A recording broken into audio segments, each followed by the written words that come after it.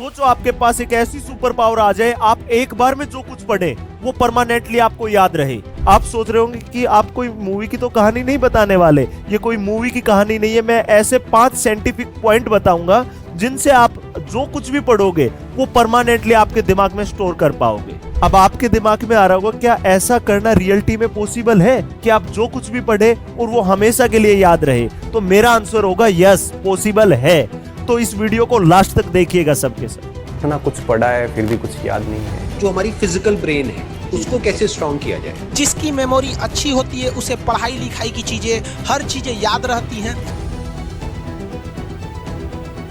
जय हिंद मेरे प्यारे साथियों, मैं धर्मेंद्र डागर आप सभी प्यारे बच्चों का आपके अपने प्यारे से परिवार maths by Dharmendra Dagar sir पर दिल से स्वागत करता हूं। आज के सेशन का हमारा मुद्दा रहेगा कैसे अपनी मेमोरी को स्ट्रॉन्ग करें। एक एग्जाम्पल के जरिए मैं समझाऊंगा। 2 स्टूडेंट होते हैं, एक तो ऐसा विद्यार्थी होता है जिसकी मेमोरी बहुत फास्ट होती है, जो एक बार में ही सब चीजें अच्छे से याद कर लेता है। एक दूसरा ऐसा विद्यार्थी होता है जो बार बार पढ़ता रहता है लेकिन उसके दिमाग में वो चीजें स्टोर नहीं रह पाती है।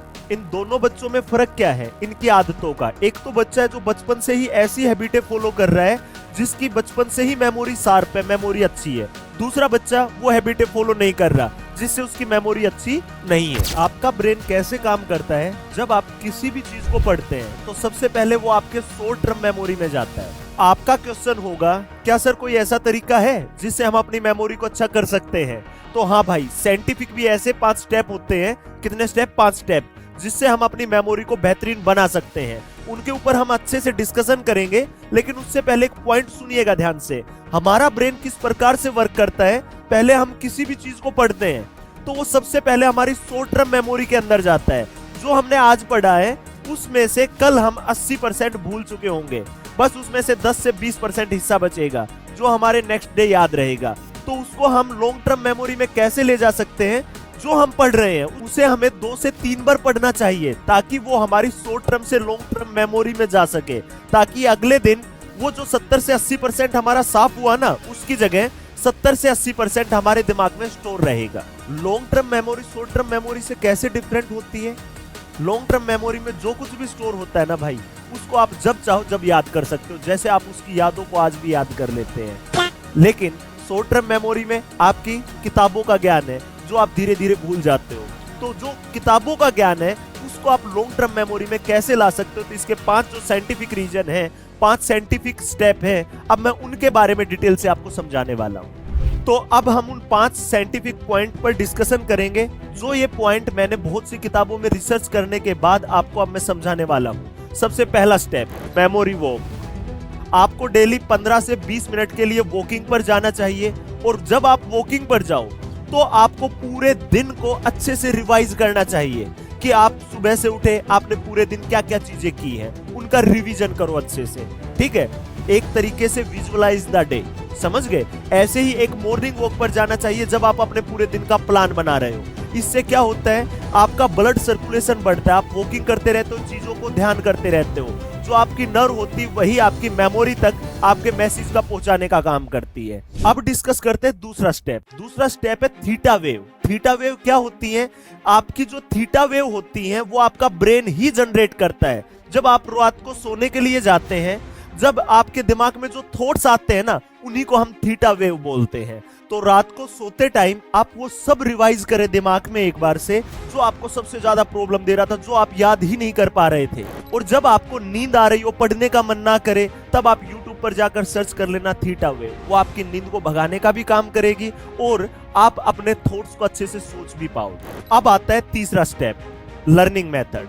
लर्निंग मेथड क्या होना चाहिए? जो कुछ भी आपने पढ़ा है एक बार उसे अपने दिमाग से सब कुछ को रिवाइज करिए, दिमाग के अंदर, कि हाँ यार आज हमने गांधी युग पढ़ा है पूरा का पूरा, आज हमने मेंसुरेशन के ये फॉर्मूले पढ़े हैं।